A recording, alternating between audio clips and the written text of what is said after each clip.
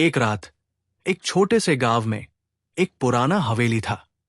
इस हवेली के बारे में कहा जाता था कि ये बहुत ही भूतिया है।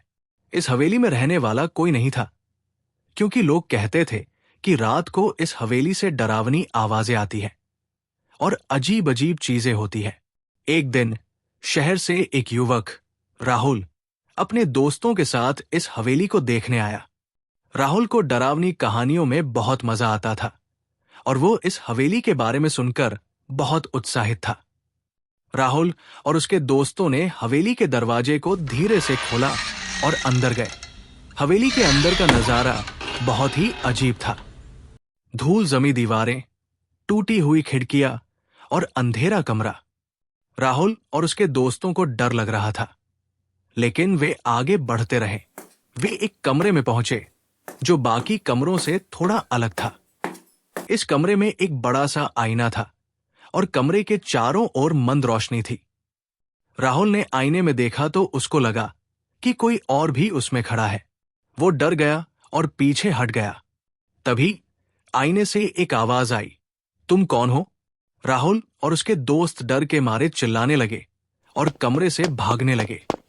वे हवेली से बाहर निकलकर भागते रहे।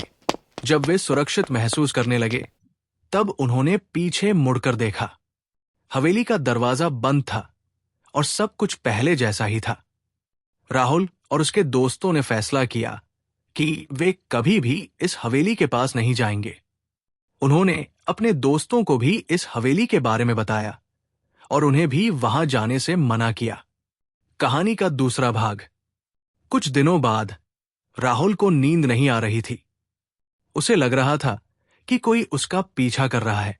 वो रात रात भर डर के मारे जागता रहता था। उसे लगता था कि वो आईने में देखे हुए चेहरा उसे हर जगह दिखाई दे रहा है। एक रात राहुल ने फैसला किया कि वो इस डर से अब और नहीं डरेगा। वो हवेली वापस गया और उस कमरे में गया जहां उसने आईने में वो चेहरा देखा था। इस बार वो डरा हुआ नहीं था, बल्कि दृढ़ था। राहुल ने आईने में देखा और उस चेहरे से बात करने लगा। उसने पूछा, तुम कौन हो और तुम मुझसे क्या चाहते हो? आईने से एक आवाज आई, मैं इस हवेली का राजा हूं और मैं चाहता हूं कि तुम यहां रहो।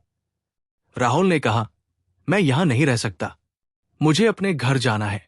आईने से आवाज आई, तू कभी भी इस हवेली से बाहर नहीं जा पाएगा। राहुल ने हंसते हुए कहा, मैं तुम्हारे डर से नहीं डरता।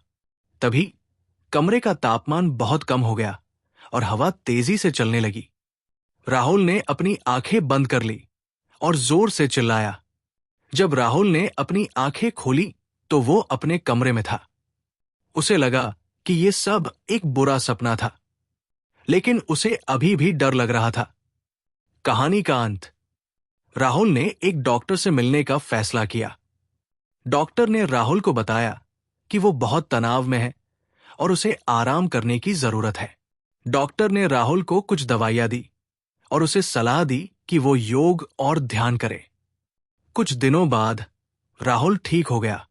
उसे अब डर नहीं लगता था, लेकिन वो कभी भी उस हवेली को भूल नहीं पाया। कहानी का संदेश। ये कहानी हमें बताती है कि डर हमारे दिमाग में होता है। अगर हम डर को हराना चाहते हैं तो हमें मजबूत होना होगा। हमें अपने डर का सामना करना होगा। लाइक, शेयर, सब्सक्राइब और हां, घंटे का बटन दबाना मत भूलना, ताकि हर मजेदार वीडियो की नोटिफिकेशन आपको मिलती रहे।